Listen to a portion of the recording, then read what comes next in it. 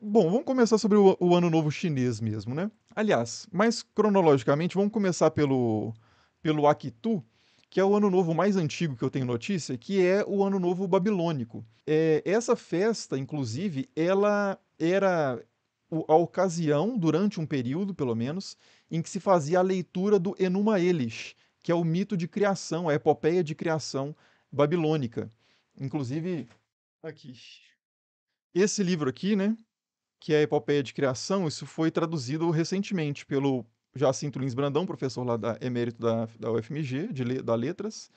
São 7 tabuinhas de argila que contam a história da criação segundo os babilônicos, pelo menos uma história de criação. E essa história ela começa com o deus da Babilônia, o deus Marduk, ou Marduk, que derrota um monstro primordial que representa as águas caóticas ali, salgadas, marítimas, que é Tiamat, representado geralmente como uma serpente.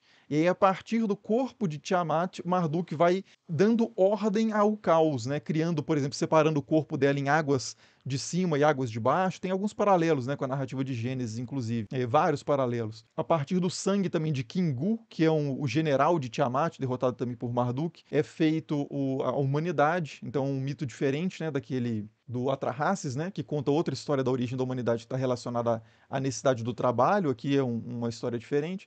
Então, nessa ocasião do Akitu, contava-se essa história da criação e era uma espécie de atualização, um rito, né, atualizador desse evento primordial que trouxe a ordem. Então, você, de certa forma, conserva a ordem do mundo por meio do rito, né, que é a atualização do mito. É colocar em prática e tornar vivo os símbolos ali, né, dos mitos. Isso é um conceito de rito que o Mircea Eliade, por exemplo, que é um autor que eu gosto bastante, trabalha com esse conceito, né, de rito, a atualização do mito. O Akitu, então, era esse festival que acontecia na Babilônia, 5.000 anos atrás, coisa muito antiga mesmo, e que eles faziam resoluções também para o próximo ano, porque tem a ideia de que o início de uma etapa é como se fosse o germe, né? Contém ali, em essência, o que vai acontecer no resto dessa coisa que se inicia. Então, se no início como é a ideia que a gente tem de começar com o pé direito, né? Você começa a coisa bem, a tendência é que a coisa inteira seja boa, né? Então tem a questão tem esse registro da resolução de ano novo, essa questão de reestabelecimento da ordem, conservação da ordem, não permitir que o mundo social, espiritual, etc., retorne ao caos, representado por essa deusa Tiamat. Enfim, então tem esses simbolismos. E a gente sabe então dessa festa de Ano Novo e que não acontecia dia 1º de janeiro. Primeiro que não tem janeiro, né, para os babilônicos, tinha outro tipo de calendário. E ela começava, na verdade, na primeira lua nova, se eu não me engano, na primeira lua nova, depois do equinócio de primavera, ou equinócio vernal, que é o evento astronômico, né, a situação astronômica em que você tem o equinócio, né, que você tem o dia e a noite com a mesma duração. E no caso do equinócio de primavera, é quando a primavera começa. Consequentemente, você tem ali o início os campos se tornando férteis novamente e estando prontos para serem trabalhados. Aí é como se começasse o ano profissional, né? O ano útil, por assim dizer, depois do inverno.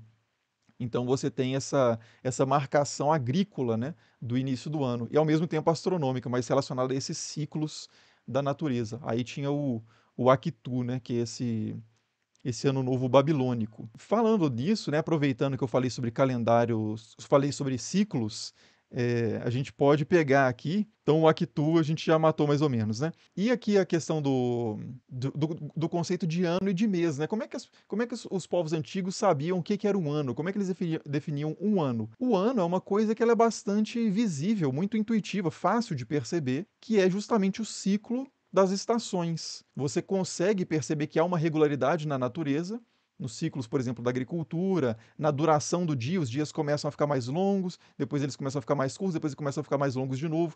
Então tem essa característica cíclica que tem a ver com, segundo eles compreendiam, o movimento do Sol em torno da Terra, né? Todas essas culturas antigas eram geocêntricas, né? Entendiam a Terra como centro do cosmos e o Sol se movimentava em torno dela, né? Então, o movimento do Sol para os antigos era o que definia um ano, é o ciclo solar. Esse é por isso os calendários solares, né? O calendário solar é definido a partir justamente desse ciclo das estações. E você tem o conceito de mês, que é baseado nos ciclos lunares, que duram aí 29 dias e meio, né? Então algumas culturas contavam 29, às vezes 30, aí tem variação de mês, alguns 29 e outros 30 intercalados. Depende de como é que você organiza isso, né? Porque de fato são 29,5 e uns quebrados, né? Um ciclo lunar. E aí, a partir desses conceitos de mês e de ano, diferentes calendários foram feitos. Então, aqui, né? Diferentes calendários. Que você tem calendários solares, calendários lunares e calendários lunisolares. Os calendários lunares são aqueles que tomam os ciclos lunares como principal critério de medição ali do tempo. Então você conta, geralmente contava-se 10 meses lunares. No caso, por exemplo, do primeiro calendário que a gente tem notícia de Roma, eram 10 meses solares, depois você tinha um inverno que eles não contavam, e aí começava de novo. Mas você tem outras culturas que são 12 meses, 12 ciclos lunares, né, que dá 354 dias. Esse calendário, ele progressivamente vai se desalinhando com a questão da agricultura, com a questão da percepção da duração dos dias, que está associada ao Sol, né? Então, nos calendários, nesses calendários lunares, existiam certas medidas que eram feitas para colocar o calendário de volta em sincronia com o ciclo das estações e os ciclos agrícolas, consequentemente.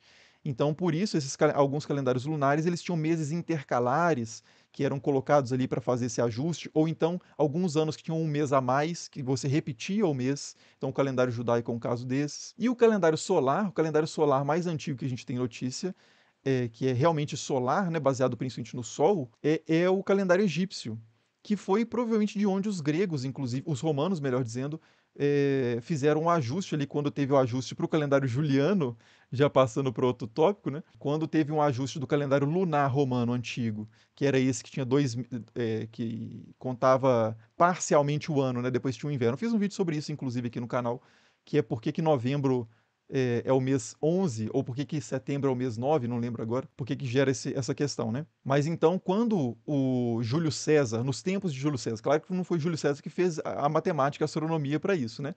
Mas quando nos tempos de Júlio César, ali por volta de 50 a.C., um pouquinho depois, foi decidido fazer um ajuste do calendário para ele ficar mais alinhado com os ciclos das estações, o Júlio César mudou o critério pegou do Egito, né, provavelmente, da cultura ali de calendário solar egípcia, essa questão de contar você pegar os 365 dias, que os egípcios já tinham contado esse número, e fazer uma divisão desses 365 dias em 12 partes. E aí você tem os meses baseados não tanto na lua mais, né, mas numa subdivisão do ciclo solar.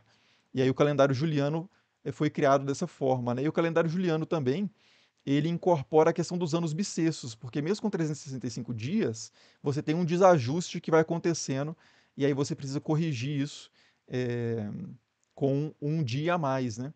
E aí, então, o calendário juliano já tinha esses anos bissextos. Mas mesmo assim, o calendário juliano ainda não era perfeitamente ajustado, foi ao longo do tempo gerando um desajuste com os ciclos, com o ciclo solar. E aí, lá no século XV ou XVI, acho que XVI, o Papa Gregório fez uma nova reforma do calendário. Também, claro que não foi Gregório que fez as contas, né, mas leva o nome dele porque ele era o Papa que pagou a coisa, né, que bancou a coisa, pelo menos, ordenou que fosse feita essa reforma. E aí surgiu o calendário gregoriano, né, que tem ajustes adicionais e que é o que a gente usa até hoje, mas que não foi adotado universalmente, porque, por exemplo, países ou nações, né, povos protestantes tiveram uma certa resistência a essa reforma papista, né, de um calendário. Na União Soviética, o calendário gregoriano só foi adotado depois da Revolução de 17, né, de 1917, então coisa muito recente. A Igreja Ortodoxa, as igrejas ortodoxas orientais, como da Grécia e da Rússia, ainda usam, né, liturgicamente no seu calendário religioso o calendário juliano, para não pegar essa reforma feita por um papa católico, né? Um papa católico é meio que um pleonasmo, né? Mas para não, de certa forma, é como se estivesse adotando uma coisa do catolicismo, né? Para dentro da sua religiosidade que tem uma certa divergência com o catolicismo, né? Desde o lado do grande cisma, né? Então, o calendário juliano e gregoriano, basicamente isso. E calendário, conceitos de ano e mês, mais ou menos isso também, né? Deixa eu ver as questões aqui. Aí perguntaram aqui do Júlio, né? Se Júlio, o mês Júlio, tem esse nome por causa do Júlio César. Sim, o mês Júlio tem esse nome por causa do Júlio César e o mês Agosto tem esse nome por causa do César Augusto. São esses meses com títulos imperiais. Antes eles tinham outros nomes, que era Quintilis e Sextilis, que vinham antes do setembro, outubro, novembro e dezembro, na época lá do calendário de 10 meses, que começava em março e ia até dezembro. Março era o primeiro mês, dezembro era o 10º mês, daí dezembro, novembro era o 9º mês, setembro era o 7º mês, etc e tal. E você tinha o quintilis e o sextilis, que eram o 5º mês e o 6º mês, que mudaram para julho e agosto. E o calendário juliano também, ele não inventa necessariamente, mas ele, de certa forma, oficializa, né, sistematiza a adição de 2 meses adicionais para cobrir o resto do ano. Para ter o calendário de 12 meses para ficar mais ajustado com o ciclo solar, né, com o ano próprio, o ano mesmo, né, que é um ciclo solar. E aí esses meses, eles foram, alguns colocaram inicialmente esses meses no final do ano, então você tinha 2 meses adicionais no final, e outros entendiam que os 2 meses eram acrescentados no início. Porque tanto faz, né? Se é um ciclo, você colocar no início ou no final, dá na mesma, né? Um ciclo não tem nem início nem fim. Mas acabou que, convencionalmente, os primeiros meses, os meses adicionados acabaram sendo entendidos de fato como o primeiro e o segundo mês, o que zoou, né, o resto do calendário, porque aí dezembro passou a ser o mês 12 e não o mês 10. Mas, de qualquer forma, aí você tem janeiro, esses 2 meses, esses 2 primeiros meses passam a ser janeiro, recebeu o nome de janeiro em homenagem ao deus Jano, e fevereiro em homenagem a Februa, que era um ritual de purificação que acontecia ali no que se passou a ser fevereiro, né? E sobre Jano, inclusive, é até interessante esse deus, que é um deus ali da região do Lácio mesmo, né? Originalmente da região ali de Roma, que é esse aqui, né? Janus. Que ele tem essas duas faces, ele é chamado de Janus bifronte, o Janus de duas frontes, que ele tem essas duas faces porque ele é um deus que representa os limiares, as transições, o antes e o depois, o dentro e o fora, esse tipo de coisa, né? Mas aí você tem geralmente uma face mais nova e uma face mais velha, representando essa questão do tempo.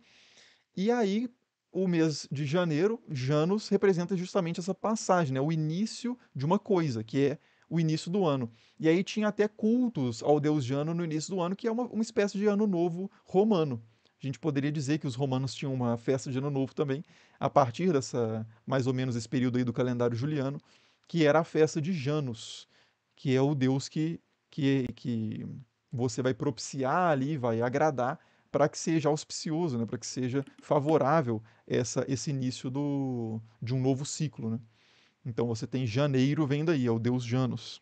E o Bruno Santos falou que teve o calendário da Revolução Francesa também. Verdade, o calendário da Revolução Francesa é um calendário interessante, porque diferente dos outros calendários, que tem muitas características tradicionais, né?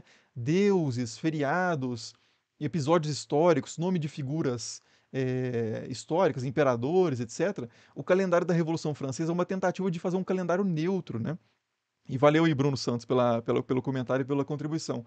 De fazer um calendário neutro no espírito da Revolução Francesa, né? De, por exemplo, criar medidas neutras como o metro, que era um pedaço, acho que de ferro, que tem até em algum museu, nem sei onde está isso, mas chamaram aquilo de metro para tirar, porque antes as medidas eram baseadas nos reis, é o sistema imperial, por exemplo, que se usa até hoje na Inglaterra.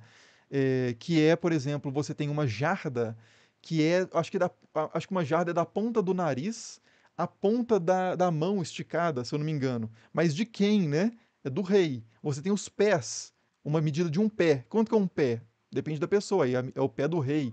Você tem o palmo, né, de um rei, a polegada de um rei.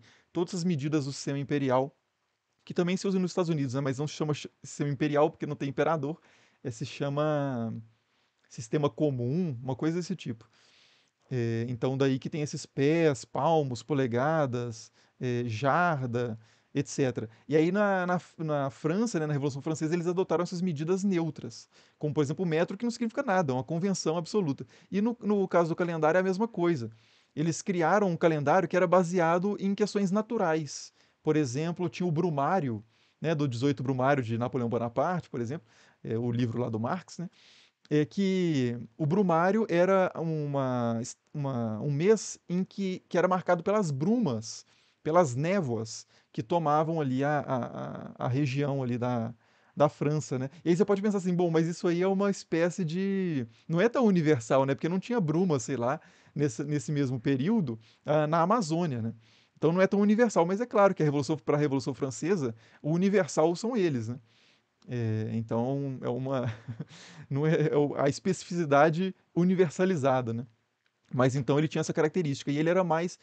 Eu acho que ele era regular, ele tinha 30 dias todos os meses.